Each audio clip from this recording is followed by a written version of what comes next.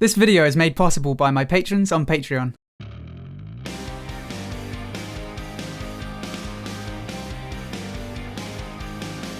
Hello everyone, my name is Ziamaro and welcome to Battle Sage. Today I want to talk about something that I think will help you climb the ranks more than almost anything else. So let's get back to basics with how to avoid counters. I was looking through all my old videos and I was thinking to myself, surely I've covered this before.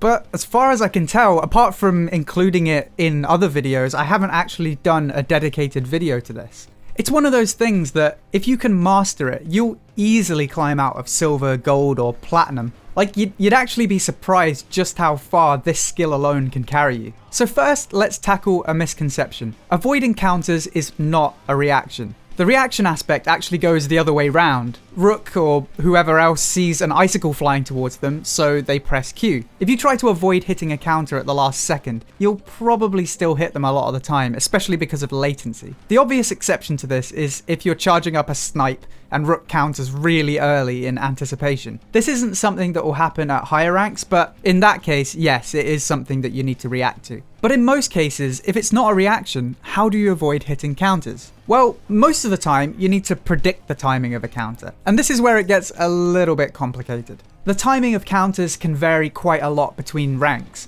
but most champions have a certain rhythm to the way that they counter. And when I say counters, I'm kind of including reflects and barriers that function similarly to counters as well. Hitting Rukan's Consume or Raigon's Parry can be just as punishing as hitting a counter, and you can treat them in much the same way as a counter. I'm gonna make a few generalizations here, but I'm sure a lot of you will recognize these examples. Let's have a look at the general rhythm of the way that Rook works. Most Rooks will cancel cast their rush a few times to try and bait your outs, but when they finally charge in, they'll smash you up a bit. Depending on the situation and what you're playing, they might throw you into a wall for the in-cap or hit you with a right-click stun. But at some point, for some reason, a lot of Rooks back off and yell, "Come at me!" I'm not entirely sure why so many Rooks back off before countering, but it's actually really common. So yeah, if you see a Rook backing off, you can probably predict that a counter's coming soon. And remember, almost every counter and counter-like ability in the game has an 8-second cooldown. There are a few exceptions like Raigon's Parry,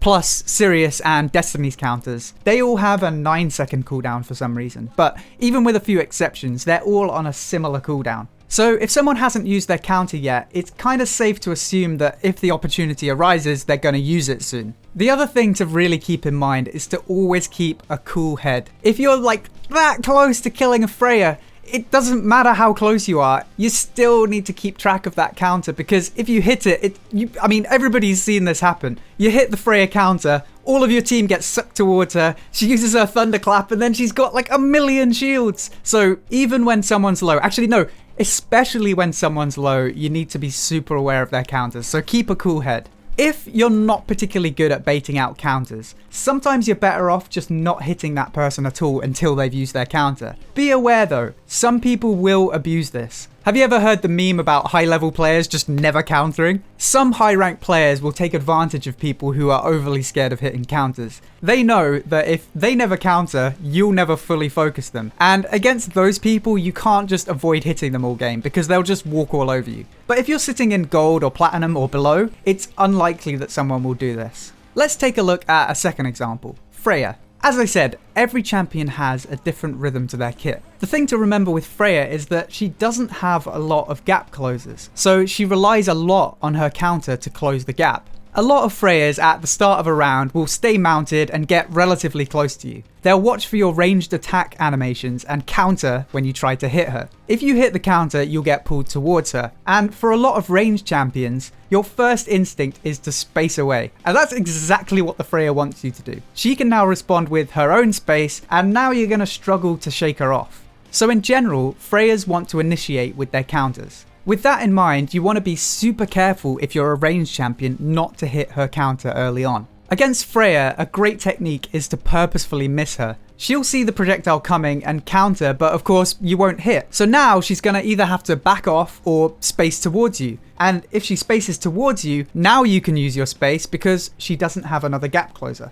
Of course, if Freya is already in melee range and she has her counter up, she also might use it to mitigate damage. This is particularly important to keep in mind as a melee champion against Freya. Her counter will help her outtrade you, so you still need to be super careful not to hit her. Then of course, there's the classic serious space and counter combo. I actually can't find an example of this in my recent games. After Diamond, you don't get many Siriuses doing this. But anywhere Platinum or below, if you see a Sirius space in, you can probably safely presume he's going to use his counter almost immediately. If you're unsure, you can even cancel cast a mouse 1 or 2 to make sure that he uses it. And then he's a very, very easy character to kill. I've mostly focused on melee counters. Most melee counters are used to close the gap or increase their damage output in one way or another. But a lot of ranged champions have counters too. But with ranged champions, their counters are almost always about survival, and the timing on those is more dependent on the champion you are playing against them. For example, here's kind of a bonus tip for ranged champions who struggle with Shifu as well. Ideally, if you're facing a Shifu, you should counter when he's about to use a 3 or 4 stacked right click. A huge amount of Shifu's damage comes from that, so if you mitigate it, you're going to have a much easier time out trading him. But from the Shifu's perspective, you should be ready for someone to counter your right clicks. So you can always cancel cast, or you can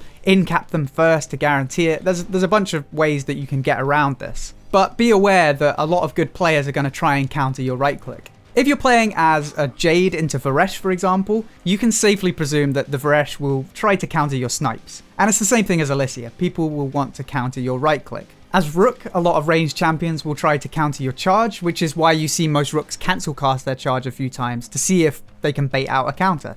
As Freya, as I said, you don't have a lot of gap closers, but your sustained damage is very high if you can stay in melee range. So as Freya, people will just counter pretty much whenever they feel like you're going to hit it. So as a final piece of advice, I would highly recommend watching back your games against a particular champion. As I said at the start of the video, counter timings vary between ranks, so you're best off learning what players do at your rank. Let's say you're trying to learn Jamila's counter timings. Save some games against multiple different Jamilas. Play it back at half speed and watch carefully when they try to counter. Do they mostly use it to avoid burst? Do they use it shortly after using their chain to close the gap? If you're sitting in gold, go ask almost any high level player how to climb, and the vast majority of them will tell you to avoid counters and then focus someone after they waste a counter. So if you can bait out a counter and then focus that person, that skill alone will carry you a long, long way.